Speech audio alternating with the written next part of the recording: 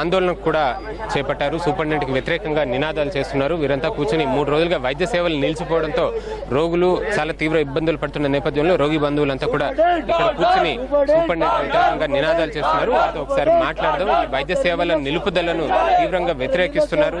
ఒకవేళ వైద్యుల మీద దాడి ఎవరో పాల్పడితే దానికి రోగులందరినీ బలి చేయడం సమంజసం కాదన్న అభిప్రాయాన్ని వీరు వ్యక్తం చేస్తున్న పరిస్థితి. వీరితో ఒకసారి మాట్లాడదాం. మీరు చెప్పండి, ఈ ధర్నా ఎందుకు చేస్తారు? అయ్యా మేము జన తెలంగాణ హక్కుల సంఘం నుంచి వచ్చినాం. మేము ఇది ఏంటంటే ఇది రోగుల సంక్షేమం. ఇది మన ఫ్యాక్టరీ కాదు, దుకాణం కాదు, మూసే సాగిపోనికి. ఒక్క డాక్టర్ నిర్లక్ష్యం వహించిన ప్రాణం పోతుంది. ప్రాణం కాలిపోతే ప్రాణం కాపాడడానికి గవర్నమెంట్ ఉందా? సమాజం ఎందుకున్నది? ప్రాణం కాపాడడానికి ఉన్నాం మనం. డాక్టర్లు అయినా, హాస్పిటల్ అయినా, సూపరింటెండెంట్ అయినా, ఏ ప్రభుత్వ అధికారి అయినా, ఎమ్మెల్యే అయినా, ముఖ్యమంత్రి అయినా మనం కాపాడాలి. కానీ ఇలా రోగులు వచ్చి 3 రోజులైనా పట్టించుకోకపోతే వాళ్ళ బాధ ఎవరికి చెప్పుకోవాలి? వాళ్ళు ఈ రోజున ఏమన్నా జరుగుతుంది, దానికి బాధ్యత ఎవరు వహిస్తారు? డాక్టర్లు వహిస్తారా? గవర్నమెంట్ వహిస్తుందా? మనం ఎందుకున్నట్టు ప్రజాప్రతినిధులుగా ఏ చిన్న నాయకుడైనా ఎవరైనా ప్రజల కోసం పోరాడాలి. ప్రజల కోసం పోరాడదాం. ప్రజల బాధ ఎవరు తీర్చాలి? ఇప్పుడు మీరు సూపరింటెండెంట్ తో మాట్లాడింది, ఆయన ఏమంటున్నాడు? సూపరింటెండెంట్ గారు లోపల ఉన్నారు. ఆల్రెడీ రావాలని చెప్పి 3 రోజుల నుంచి వీళ్ళు ప్రయత్నం చేస్తారు. మా ప్రయత్నం కూడా సూపరింటెండెంట్ గారు రావాలి, ఈ సమస్య పరిష్కారం కావాలి. ఒక్క రోగి కూడా ఇబ్బంది కావద్దు. ఇక్కడ ఒక్క రోగికి ఏమైనా జరిగిందంటే దాని బాధ్యత సూపరింటెండెంట్ బాధ్యత, సూపరింటెండెంట్ గవర్నమెంట్ బాధ్యత.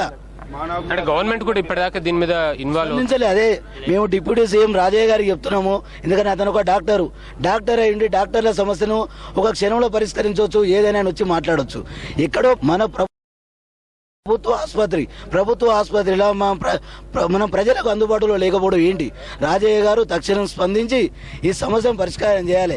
ఆపరేషన్ ఉంది ఇవాళ పొద్దుగాల కది 3 రోజుల వారం రోజు నుంచి తిరుగుతాం. ఇవాళ ఆపరేషన్ డేట్ వచ్చింది. కది బుధవారం మళ్ళా బుధవారంకి మళ్ళీ నెక్స్ట్ వీక్ వేసేసిన మాకు. ఇప్పుడు డాక్టర్లు స్టాక్ చేస్తున్నారు. అసలు మా పరిస్థితి ఏంటి? చాలా లాంగ్ నుంచి వచ్చే వారం నుంచి ఆపరేషన్ చేయాలి.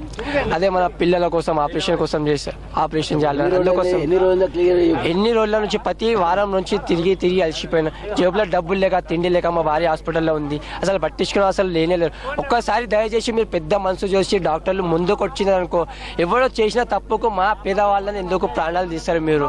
మా లాంటి నిన్న ఒక చిన్న పసి పాప నిన్న ఆడ చచ్చిపోవడం చూసినాం మేమందరం. అసలు పట్టించుకునే వాళ్ళు అసలు లేనేలేరు. ఇంతవరకు కాకుండా వాళ్ళు ఓపీ టికెట్ ఇచ్చి నంబర్ ఇచ్చి చూడలేదు. నిన్న అదే పరిస్థితి, మొన్న అదే పరిస్థితి, ఇలా అదే పరిస్థితి. నేను హార్ట్ పేషెంట్ సార్. మా పరిస్థితి ఏంటి? వచ్చిన డబ్బులు అయిపోయినాయి, ఇంటికాడికి వెళ్ళి తీసుకొచ్చుకున్న డబ్బులు అయిపోయినాయి. ఇప్పుడు మా పరిస్థితి చెట్ల కింద పడుకుంటున్నాం. ఈ రోగులకు ఇబ్బందులు అనేది గతంలో మేము హెచ్ఆర్సీలో కూడా మేము కంప్లైంట్ చేసాము. అది పెండింగ్లో ఉంది హెచ్ఆర్సీలో.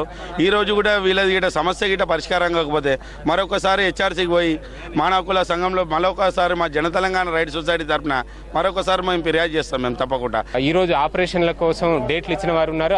అలాంటి వారికి ఆపరేషన్లు జరగకపోతే ప్రాణాంతకంగా మారే ప్రమాదం కూడా పొంచి ఉంది. ఇప్పటికైనా వైద్య సేవలను వెంటనే పునఃప్రారంభించాలన్న డిమాండ్ రోగి బంధువులు చేస్తున్నారు. అవసరమైతే హ్యూమన్ రైట్స్ కమిషన్కి, మానవ హక్కుల కమిషన్కి వెళ్ళి మరోసారి ఫిర్యాదు చేస్తామని వారి తరఫున కొన్ని స్వచ్ఛంద సంస్థలు, హక్కుల సంఘాలు కూడా పోరాటంలో పాల్గొన్నాయి. ఈ ధర్నా ఇంకా కొనసాగుతున్న పరిస్థితి మనకి ఇక్కడ కనిపిస్తోంది. అయితే రోగుల్ని ఇబ్బంది పెట్టడం తమ సమ్మె ఉద్దేశం కాదంటున్నారు జూనియర్ డాక్టర్లు. ఆసుపత్రిలో పేదలకు వైద్య సేవలు అందించే విధంగా తమకు